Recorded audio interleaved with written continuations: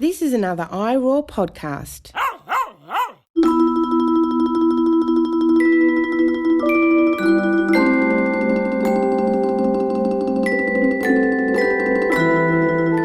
Hello, I'm Emilia Leese, and welcome to Season 4 of Think Like a Vegan, a companion podcast to my book entitled Think Like a Vegan, which is also available in paperback and audiobook.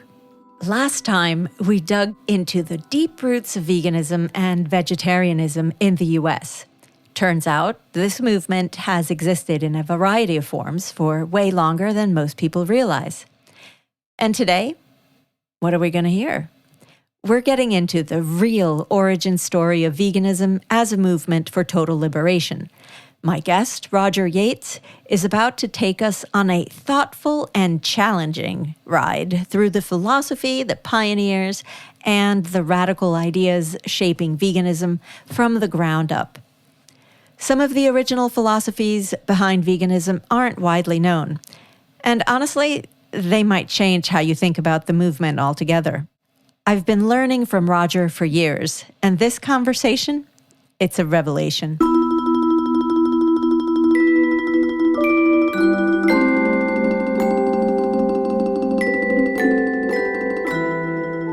Before we hear from Roger, here's a bit of background about him. Roger is a highly respected animal rights activist and academic. He's been vegan since 1979 and not dead yet. He was involved with the Animal Liberation Front, also known as ALF, in the 80s and co-founded Vegan Ireland, the Vegan Society of Ireland. Roger also co-founded the Vegan Information Project, which focuses on different forms of educational outreach and workshops. He is a sociology lecturer at University College Dublin and the University of Wales. He has loads of videos discussing a wide variety of topics on his YouTube channel and other social media. And he also co-hosts the Animal Rights Show with Wendy McGovern and Nella Gyatraku. I'll link to everything in show notes, so don't worry. Welcome, Roger. Thank you so much for coming onto the show today. I'm delighted to have you here. I'm an admirer of your work, and so I'm really looking forward to your talk today. Well, thanks very much. And congratulations on 2 excellent Animal Rights Show appearances as well. So. Yes, exactly. I loved appearing on the Animal Rights Show. It was so good. It was really stimulating. We probably could have talked for at least another hour without, any problem at all. So yeah, it's a terrific show that I try to catch whenever I can and live, because that's always nice. But also there's all the recordings, which is great. Yes, too. Indeed. So thanks for having me on. And as I said, I'm really looking forward to your talk today. Roger, the floor is yours. Thank you. Thank you very much. So this really is a story of the vegan social movement and the evolution of the philosophy of veganism. What it's not, for example, it's not about whether Pythagoreans were the first vegans or any of that kind of historical disputes that happen about, who were the first vegans. I've never been particularly interested in that. So I tend to focus on the people who coined the word vegan and the ones that formed the first, and as far as we know, the only social movement, which is called veganism. And of course, they came up with an organized cause as they saw it. And they came up with a social movement organization, which they called the Vegan Society. So I tend to kind of like swerve the debates about, well, they were latecomers to this and all the rest of it. Another caveat, I suppose, is the fact that they were products of their time. And so therefore the language is often sexist and a bit, they would use phrases that we don't use nowadays. What I tend to do there is I tend to treat my audiences as adults and just read it as they said it, basically. And so you can make what you want of the, saying man from humanity and everything else. It's also a story about what Donald Watson, who's the best known co-founder of the Vegan Society, what he called ripening up. And it's also linked with what Ronnie Lee, who's been vegan for 52 years and the co-founder of the Animal Liberation Front, calls in-reach. So, in other words, we're into movement issue territory, which is what I kind of tend to get interested in quite a lot. And about 15 years ago, I discovered that there was a general ignorance. Some of it was willful, some of it was deliberate, about the history of the vegan movement. And I felt concerned about that, because I think that if people come into a movement, they need to know about the values of the founders and move from there. You know, it's not law, obviously, but they move from there. I found that many activists were content to virtually make up the meaning of veganism, kind of on the spot, with no account to the people who formed the social movement. And I found it a little bit odd because of my academic background. I used to say, hang on a minute, if you joined, let's say, the Marxist movement, there'd be no good for you to go in and say, well, I think Marxism is this. Who was that Marx guy anyway? Kind of thing. It doesn't happen that way. So, you kind of need to base your position on the history of the movement. I tended to see that was just a normal thing to do, whereas most people seem to be rejecting that and just saying, no, well, as far as I'm concerned, veganism is, you see that on social media quite a lot. So via VegFest UK, then, I wrote a blog series about the history, and that developed into a set of videos. I also did a tour of a talk, which I did. There was a different version of it, basically called Vegan Pioneers Rock. And then, obviously, the pioneers of the movement featured in my Vegan Time Tunnel series as well. What we can say is that the history of the movement is really fascinating. It involves a small group of people who became known as non-dairy vegetarians. And they evolved into animal liberation revolutionaries in the span of about 10 immediate post-war and pre-internet years. The cast list is pretty interesting and a good kind of gender mix, if you like, although there was a bit of a division of labor and a sexual division of labor. But we had people like Elsie Shrigley, Dorothy Morgan, the Hendersons, Jack and Faye. Faye is credited with beginning or promoting what we would now call a version of vegan education. Vegan sociologist Matthew Cole said that she would encourage vegans to educate themselves in order to educate others in conversation. So that was pretty good. Then we have Eva Batt. She was a long-term servant of the movement. If you like, Kathleen Janaway, Arthur Ling, Donald Watson, and Leslie Cross. So if we go back to the vegetarians and the start of all this, there has been many years of disquiet within the ranks of vegetarians about the consumption of cow milk. That was the main issue, but also eggs, and to a lesser extent, honey, although the history of the honey thing has gone up and down, almost on a kind of decade by decade basis. This became known as the milk issue within the vegetarian movement.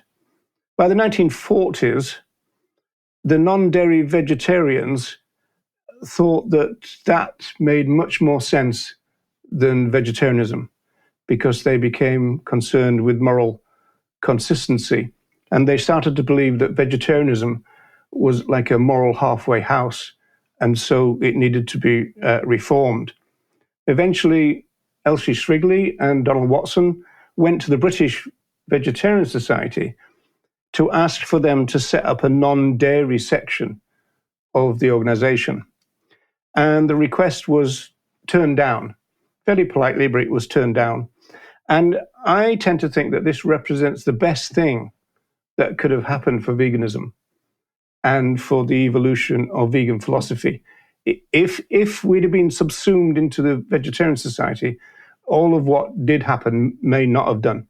We had a bunch of people who, they didn't know it, but suddenly they had a social movement foisted on them, and they had to make the best of it and trying to kind of, what do we do? And it took them several years to do it. Also, we were talking about the end of the Second World War, so it was pretty chaotic.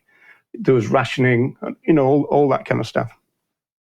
But by 1954, the Vegan Society had been up and running for about a decade, and the radical philosophy of veganism was, by and large, fully worked out. Veganism was presented as a philosophy of peace, and you could say that just in the way that Tom Reagan is often credited of getting the idea of rights over the species barrier, and the job of veganism is to get the idea of justice over the species barrier as well. So I tend to think that we can regard veganism as the ultimate peace movement, and that was reflected in much of their writing. Back in 1944, Donald Watson wrote in the first edition of the Vegan News that, quote, "We think that in laying the foundation of our movement now, many will join us as part of their peace aims." So it was getting towards the end of the war. People were starting to think about the future. And a theme within veganism was that, well, if you're going to talk about peace, and you're going to talk about nonviolence, then veganism has got to be central to that. That became one of the guiding kind of principles. In 1945, the first glimmer of the scope of veganism emerged when Donald Watson declared that veganism is the opposition to the exploitation of sentient life. And he added to that whether it is profitable to do so or not. I think we can say that Leslie Cross did most of the heavy lifting in terms of the evolution of vegan philosophy. And he argued that veganism had two broad aspects. Now, I always think it's easiest to think about this in terms of the concepts of focus and scope of the movement. And so that's how I tend to articulate it. He said that the first broad aspect concentrates on human relations with our fellow animals, as we'd expect. In short, humans would cease to use other animals. No longer would our fellow animals be exploited by human beings for any reason at all. So that was the first broad thing. It's also clear that the movement pioneers saw the term animal exploitation as the same, really, as animal use and animal oppression. That's how they saw it. For example, in 1951, in the spring edition of The Vegan, Leslie Cross wrote that veganism would mean that a great and historic wrong would be righted. And he says this, quote, "The idea that his fellow creatures might be used by man for self-interested purposes would be so alien to human thought as to be almost unthinkable. In this light, veganism is not so much welfare as liberation for the creatures and for the mind and heart of man." So you can see how these kind of two elements are being blended together. He said, not so much an effort to make the present relationship bearable, it has to be abolished before something better and finer can be built. So I think as we can see, the kind of radicalism of the evolving vegan philosophy, it was really impressive, The second broad aspect of veganism included what he called the almost incalculable benefits that veganism would bring to humans. And I think Watson soon understood that veganism was a revolutionary idea. And it seems to me that Watson was radicalized by his interaction with Cross and reading the writings and talking to him and this kind of stuff. I mean, as early as 1947, he told the 11th International Vegetarian Union's World Congress that, quote, "If the vegan ideal of non-exploitation were generally adopted, it would be the greatest peaceful revolution ever known, abolishing vast industries and establishing new ones in the better interests of men and animals alike." So again, this blend that was in the thing, the focus and scope, they were quite happy to talk about either, both together. It wasn't an issue. There was no kind of animals only kind of pressure at the time. In 2000 II, when he was 92 years old. Watson said in an interview, his last interview, I think, that veganism is the only movement now that can save mankind. So we could say that seems a bit of an arrogant thing to say, but Watson declared that all the other movements were lesser movements compared to veganism because they had a limited vision of the future and veganism had an expansive vision. He said that such movements were as people rearranging deck chairs on the ill-fated Titanic.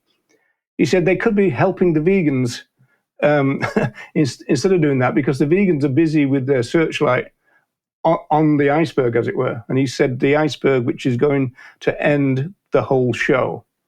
And so could be seen as a bit arrogant, but he was basically saying that veganism has a wider scope than most of other movements.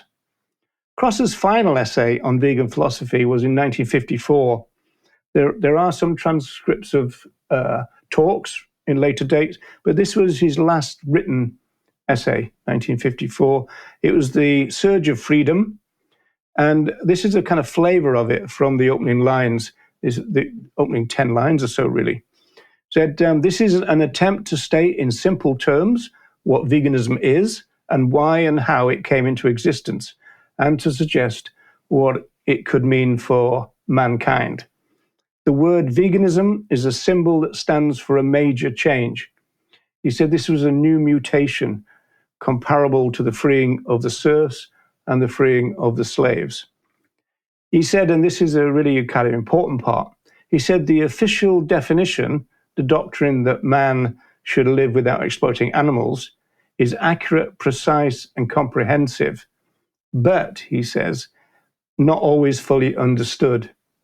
And he said, this is not surprising, as it might seem, for rarely have 9 short words enshrined a reform so massive, the achievement of which would bring a new world and new men to inhabit it. So a lot of people take that one line, extract that one line, cherry pick it from everything that Cross writes, which is a real big shame and shouldn't really do it, really, to be honest.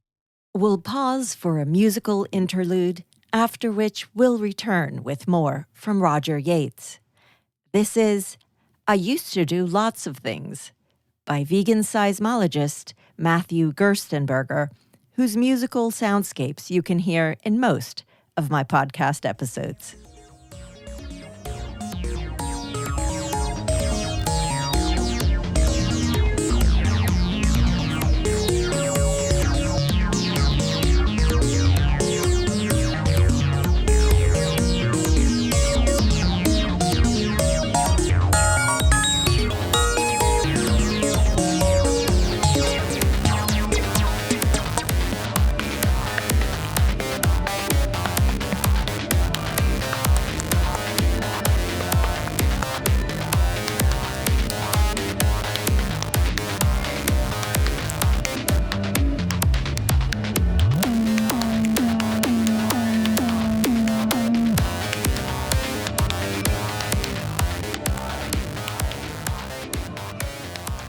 We're back for the second part of Roger Yates' discussion about the evolution of veganism as a social movement. Okay, so we're up to the 1960s now, and we're up to the work of people like Eva Batt. Now, the sad part of the story is that we have this real kind of climb and advancement of vegan philosophy, this radicalism, this revolutionary idea, and then it starts to moderate. And social movements tend to do that, or a lot of them do. And people like Corey Lee Wren have written about that there tends to be a moderation. You know, when movements take off, a lot of new people come in, and they might not have the same values of the people who founded the movement. It can be a real challenge. So there's an irony that when a movement becomes bigger and bigger, its core values may become threatened. So it can be a real problem. In 1964, Batt produced a booklet called Why Veganism? And she wrote that veganism is one thing and one thing only, a way of living which avoids exploitation whether it be of our fellow men, the animal population, or the soil upon which we rely for our very existence. Quite a lot of the vegan pioneers talked about soil and the importance of it, the importance of its quality. I always say that the issue came back into the movement in the 80s when John Robbins had a diet for a new America, and he talked a lot about the soil and how important it was. Cass Clements wrote a book called Why Vegan? Now, this is interesting because the copy I have is 1995, but the first edition is 1985. So I don't know whether this quote is in the first one, but it's certainly in the second one. And she says, veganism is about having a consistent approach to human rights and animal rights, ecology, and world food problems. So obviously we would call that now environmentalism and food security issues, those kind of things. So just to finish off then, going back to the willful ignorance part, I think these radical ideas are at least part of the problem. Sometimes, and this might sound a bit unkind, but I think sometimes veganism is too big of an idea for quite a lot of people. Or alternatively, and this is even more unkind, is that these people are too small for veganism. There is an impulse in the modern movement to slim things down. And that's what happened. We ended up with veganism as animal welfare and veganism as reducitarianism. And I think some of the pioneers realized that a process of moderation was going on within the vegan movement, and they kind of spoke out a little bit to the extent that they could. So sadly, it became not so much liberation, it became welfare. There was a switch of emphasis and values. For example, Donald Watson, in his later life, he wrote to Arthur Ling, who was a pioneer of plant milks. And I think his journey to veganism started about 1926. He said to Ling, by definition, veganism is about helping both animals and people. And in the original letter, the word "and" is underlined. And he said, we've got to make sure that the vegan society kind of lives up or stays faithful to these values. And when he was the president, he used to do this president's log in The Vegan, he would make periodic kind of appeals for people not to slide away from the original principles and this kind of stuff. You know? So he was obviously conscious of it. Kathleen Janaway went as far as leaving the movement. She was another revolutionary voice in the early movement, and she left the Vegan Society in the 1980s. And she started a group called Movement for Compassionate Living, which doesn't sound that radical, but the actual manifesto of it is pretty radical and quite anarchic as well. So like Watson, she came to articulate the radicalism of veganism as a philosophy. In the 1990s, for example, she gave a speech, and she declared in the speech that were vegan values to become widespread, human warfare and human poverty would be abolished, as well as our fellow animals gaining their liberation. And she said veganism is as important as that. And arguably, then, that early radicalism has been lost. We could say that kind of bright flame that existed for maximum 20 years is gone. It's been snuffed out by corporatism or whatever you want to say. But certainly my reading of vegan history, first of all, I was very, very excited by it, by the radicalism of it, and then disappointed to see that it tailed away to what we've got now, which is, I mean, it's not really a patch on the radicalism of the 40s and 50s, which is a real shame as far as I can see. Thank you, Roger. That was really something. It really, not knowing some of these names is really annoying to me, because we should know all these names. This shouldn't be sort of mysterious or forgotten. We're not good as a movement, though. I completely agree. We don't even know Joan Danaher or Gary Francione, And we don't know. I mean, you ask it around people who don't know who Tom Reagan is. This is a scandal, really. No, that's absolutely right. I think that there's a lot of that, and you know, when I think about these things, I try to look at sort of the wider picture and think about why are we this way? And I know that I say this all the time, and people who've listened to this podcast will have heard me say this, but capitalism subsumes everything. Everything becomes, and everyone becomes so atomized that all of this collective thinking just isn't the thing that you do. It cannot happen. It cannot really... it cannot be fostered in this kind of environment. And do you know which pioneer said all that in virtually that language? Was Kathleen Janaway. She talked about how a machine society creates machine people and machine consumers and this kind of stuff. Exactly. Gosh, I wish I could have heard some of these things firsthand. I think I definitely, if I had a time machine, I would go back and be present for some of these things. You'll have to dodge a few bombs in the first years. There is that. And actually, that brings me to a couple of things.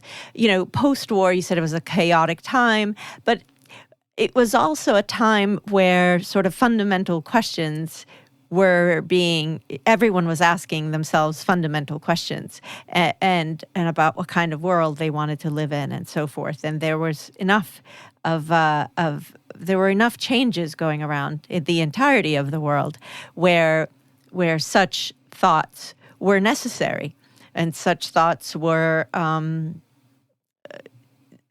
they were sort of not naturally occurring, because that sounds weird, but it was something that a lot of people were doing. What was Leslie Cross's background? Like, how did he? What were his influences? Do we know that? Is that something that?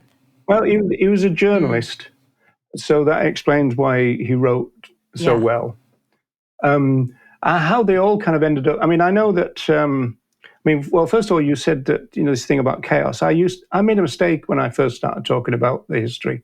I said that the first years of the vegan society was chaotic, and they were, but I mean, understandably so.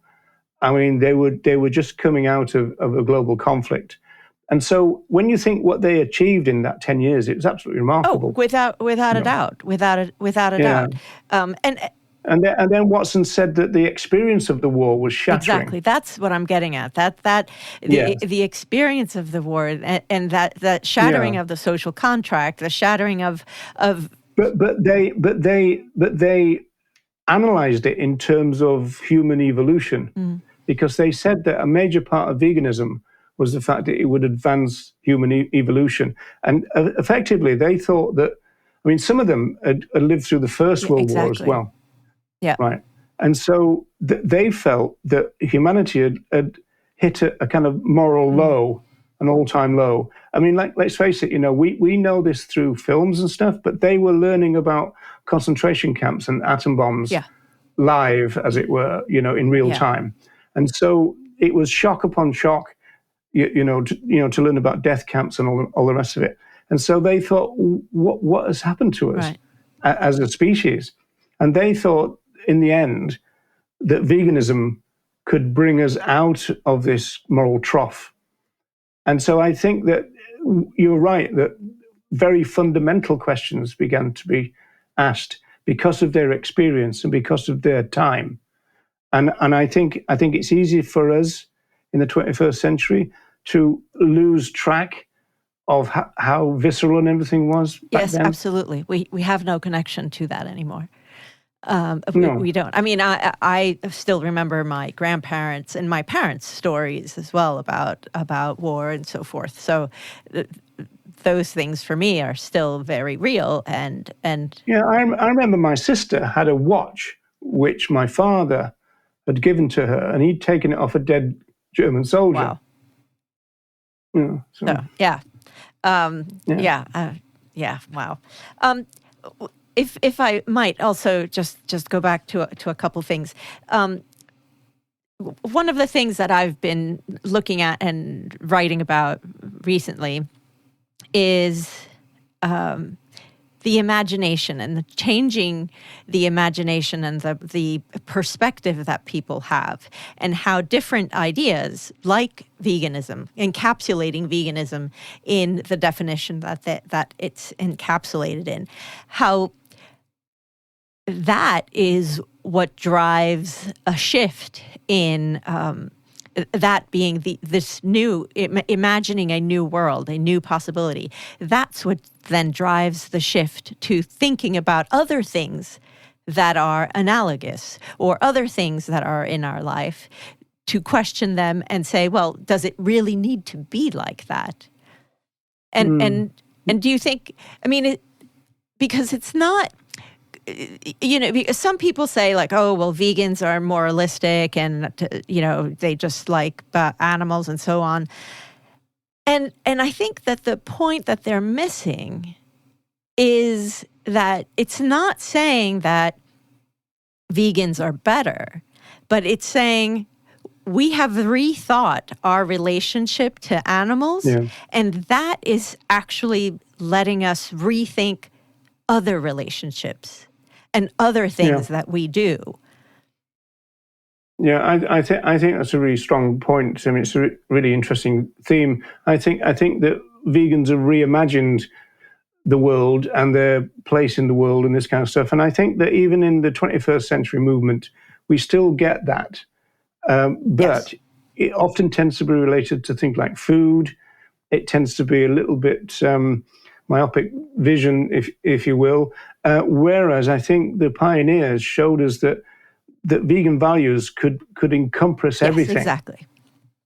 And therefore change everything, and also almost like automatically for the better. Exactly. Because that questioning of what the thing that you do most every day, sort of eating and whatever, questioning that then allows you the space to say, well, what else can I question?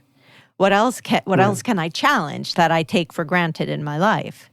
And it's always there. Yeah. I said in a talk in Cork a few years ago that that vegans, their first question is, not is this profitable or am I going to benefit? It's is this just?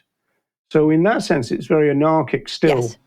Even if it doesn't know it, and the modern day activist would never articulate it that way, there is still a kind of anarchic impulse within veganism. I think that's absolutely right. I think that's an excellent point. It has to be, because you've challenged one of the fundamental things that every single human on this planet shares. It's absolutely in common for at least the last 10,000 years since the agricultural revolution. We all exploit animals. Every one of us. Every one of us, meaning in a general sense, not literally every one of us, you and I talking. I do think it tends to explain also why vegans can get very frustrated with the left, to use a broad, because well, look, you're tuned into injustice, but you've got a blind spot. Why? Yes. Why? Again, is that a lack of leap of imagination there? Exactly. I've spent some time recently focusing exactly on that research and talking about this in different spaces. But I completely agree. There definitely is a lack there, and is it a lack of imagination? I think that's a very good point, and that echoes something that Claire Laberge has written in Marx for Cats, where she talks exactly about that. We are imagining an entirely different world with respect to how we relate to humans, and we have to also extend that to non-humans to really imagine a completely different world. And I think that's a really important theme of imagination. And I mean, you can see why in some ways we are, our focus is just on various products, whether they are food or clothing or whatever else, because there is an element of wanting to show that you can live in a way that's contemporary, without the exploitation of animals and people and so on. So I don't think either of us is denigrating that effort or saying we shouldn't be putting effort into that. I think, at least for me, and I don't want to put words in your mouth, but it's if that's the only focus, that's when the movement starts to fall apart. Oh yeah, I think you're right. There's a real danger if that becomes the focus, because the real focus of the early work, I think, and going into people like Reagan and that, it is showing the importance of adhering to notions of things like justice and stuff. And so then the food bit just follows from that. Once you've, like we've got in Dublin, we've got a lot of banners, before you ask how, ask why. And once you've got the why, the how is so much easier. Yeah. The how, you make it happen. You just figure it out. You're like, I know why, and I'm going to figure out how. No, that's actually absolutely right. You're absolutely right. And it just reminds me of myself when I really understood veganism. Everything else just fell into place in terms of, I don't know how I'm going to do this or that, but I'll do it, But you'll do it, and I'll do it. And the knowing why is absolutely fundamental, because when you don't, then you're saying, oh, well, I'll make an exception for this. I'm at my granny's house or my mom's house, and I don't want to offend them, and blah blah blah. I think I know the the usual, the imagery that you're drawing on there. But I can take that to my own experience when many years ago when I was at uni. I called myself a vegan, but I wasn't. But I didn't know the whys, and I didn't have access, and I didn't know where to get access. So it just became a very restrictive thing for me. And then when I did understand years later what it's actually all about, the whys, and then I educated myself and did the reading and did the thinking and all of that, that made a huge difference. That made all the difference. That was the difference. So I can't say that I was ever vegan before that moment in 2013, 2012, whenever that was. So that's really interesting. I think one of the impulses of things like Peter Singer, the reducitarians, and all that, and the pragmatic people, is they've got this idea about the image of vegans, and they want to mainstream veganism, so everybody's got to fit in, so everything's got to be easy. There's got to be no real thought process or anything. Whereas I think that what used to happen is you just found ways of explaining your position. Just say, well, I'm not making trouble here. It's just that I've got this set of principles and I won't break them. Yeah. And I think people respected that in the end. Rather than you being all wishy-washy and all over the place. Yeah. They thought, well, you've got some lines based on morality. And I think that people find that quite inspiring in some ways. Yeah. Well, when you have the courage of your convictions, it makes a huge difference, whatever those may be. But you won't compromise. Now, sometimes people think, isn't that a bit radical? Isn't that a bit extreme? But not compromising on injustice. I mean, it's almost like unbelievable that people will, rather than just don't. Yeah. Yes, I completely agree. On that note, Roger, let me ask you, and before we go, where can people follow your work? And do you have any projects that you'd like to promote? I'm redoing my vegan time tunnels because obviously I'm interested in the history. I think it's important to have an archive of the history, so I'm trying to make this more accessible and shorter sessions, this kind of stuff. So that's all on YouTube, really. So people can go. I mean, I suppose the main thing I do now at the moment is on YouTube. And you go to my YouTube channel, and then there's all the playlists. I'm still doing stuff with Ronnie Lee. Ronnie, as I said, has been vegan for more than 50 years. I'm on 46. So we call the program Still Alive. Yeah. It was Ronnie's idea. I love that. Because of all these stereotypes about it. Yeah. And we have a bit of a laugh and stuff. That's another stereotype that vegans should break, that, vegans don't have a sense of humor. That's never been true. Yeah. We do. We have a very rounded, well-developed sense of humor. I would say even dark sense of humor. Say again? I would say even a dark sense of humor often. Yeah, well, of course, we're allowed, though, aren't we? Yes. I mean, we see a lot of darkness that other people shy away from. And so I think that gives you license to do it then. I completely agree. Absolutely. And I'll have all the links to your YouTube channel on the show notes. So that will be in there. Okay. Well, if I think of anything else, I'll send them to you. Yeah. Oh, definitely. If there's any other links you want to send me, absolutely do that. Yeah. Actually, that's the one question that over the years has terrified me. So what's all your because I just go blank. I forget about where I am, what the name of it is. And But you also do outreach regularly. Yeah, we're doing every Saturday at the moment back in Dublin, but we used to do 3 days a week in Dublin. Okay. And so we would do about 11 hours a week. So we'd have one long session, and then we had 2 3-hour sessions.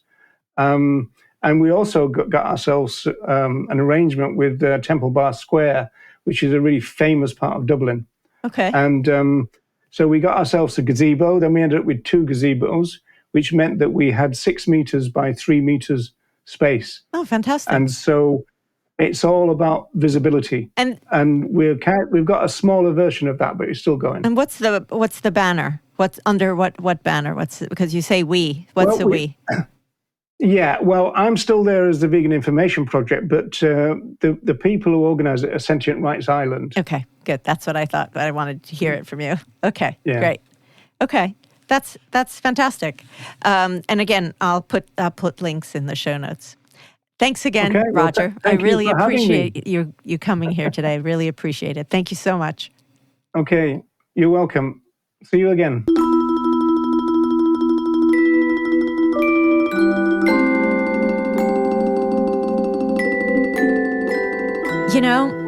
I almost started this wrap-up by saying how crucial it is for any movement to understand its roots. But honestly, that's just the baseline. What's even more important is realizing that history isn't just background noise.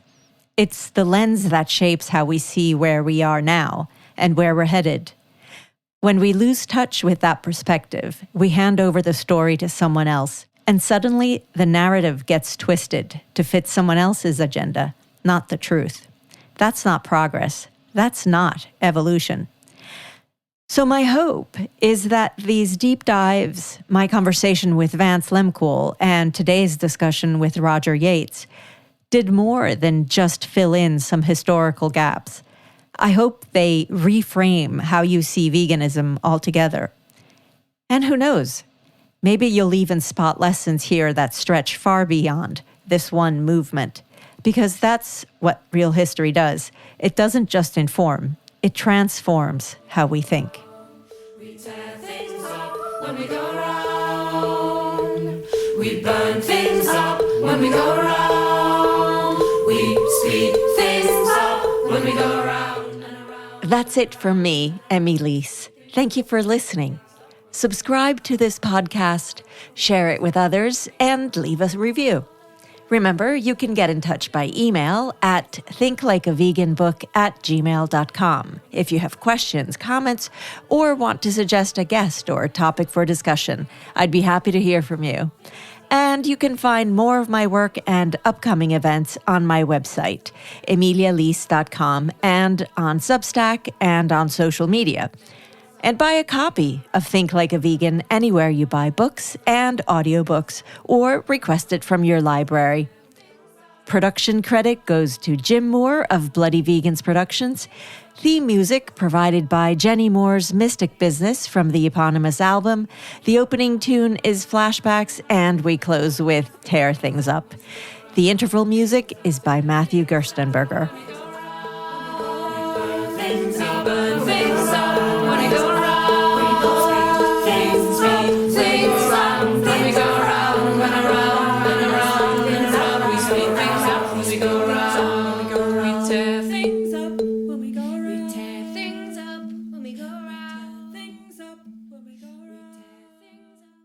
For more great iRaw podcasts, visit irawpod.com. That's IROARPOD.com.